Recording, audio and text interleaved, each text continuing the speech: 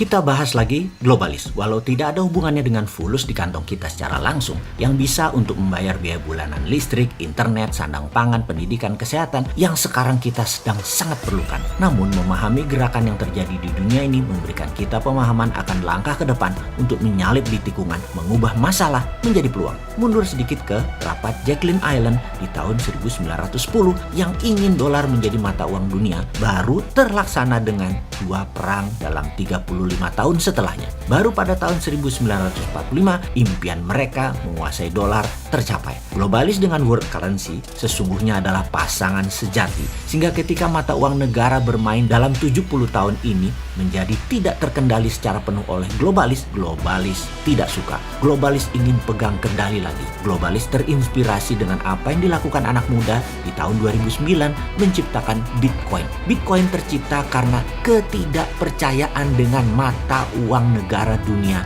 yang diciptakan oleh banyak negara. Negara besar seperti Jepang, negara-negara Eropa, apalagi Amerika. Uang itu dicetak sak mau-maunya mereka, dan setelahnya negara kuat tadi ngerjain negara lemah dan negara berkembang untuk menelan kelebihan cetakan uang mereka. Inilah yang membuat Bitcoin dengan algoritmanya akan menjadi lebih adil dalam tanda petik, lebih fair, sehingga terukur dalam jumlah sisi uang beredar sebagai alat tukar dan alat bayar yang terpercaya. Ini harus kita jelaskan dengan rinci lagi, khusus tentang Bitcoin ini. Dan jangan terus merasa informasi kali ini mewakili kripto lainnya. Lupakan kripto lainnya, hanya khusus Bitcoin. Bitcoin inilah inspirasi yang membuat globalis cabal ingin naik satu level setelah mengendalikan sistem distribusi dan sistem keuangan dunia serta currency, terutama dolar. Mereka tahu ke depan adalah dunia digital yang berkuasa. Jadi digital currency harus mereka kendalikan dan mereka miliki, dan dimulai dari segera sekarang. Untuk itu penting menerbitkan sendiri digital currency yang kemarin ditolak Bank Sentral Dunia, yaitu di tahun 2018.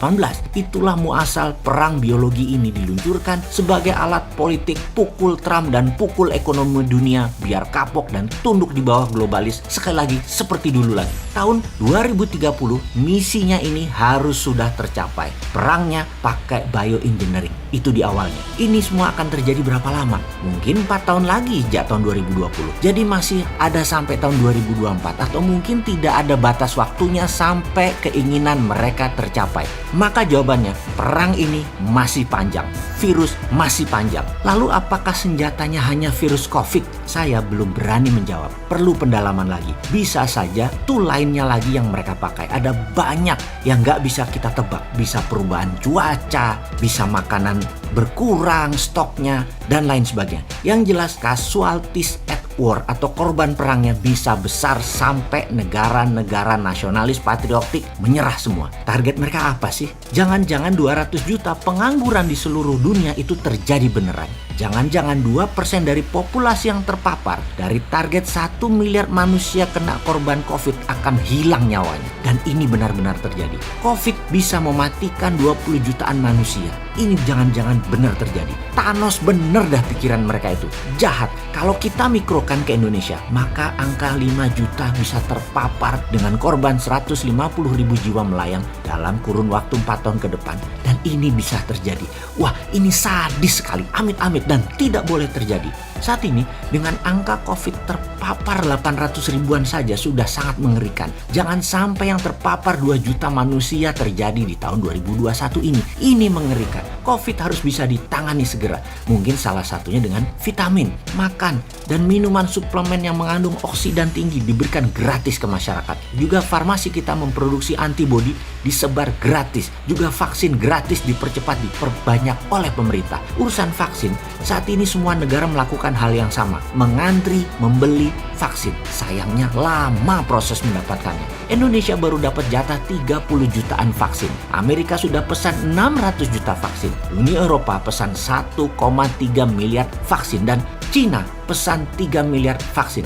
Kecepatan memproduksi vaksin untuk 3-4 miliar manusia itu ternyata dengan kapasitas 10 pabrik di dunia saat ini yang memproduksi vaksin full speed, mudah-mudahan tercapai memenuhi kebutuhan separuh dunia tersebut di tahun 2024. Kalau untuk 100% populasi dunia dengan full kapasitas produksi vaksin, maka mungkin baru terpenuhi di tahun 2030. Masih panik sesungguhnya dunia pada saat ini. Pilihannya adalah menyerah pada maunya globalis, kendali dunia pakai digital currency mereka, pakai digital teknologi mereka, atau dunia berantakan porak-poranda sama dengan efek perang dunia dulu, perang dunia pertama dan perang dunia kedua.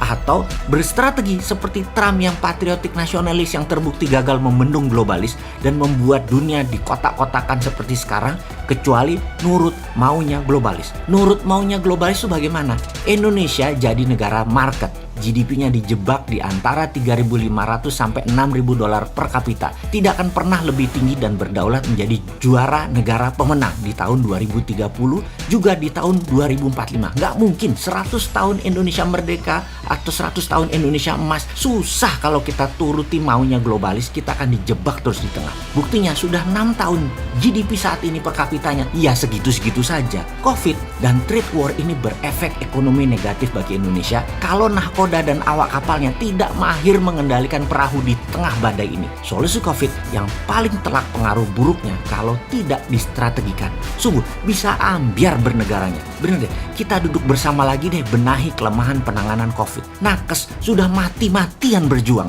Salah kelola Covid bisa-bisa akan musnah kita. Musnah bukan hilang, tetapi Indonesia tidak berdaulat dan menjadi negara kalah.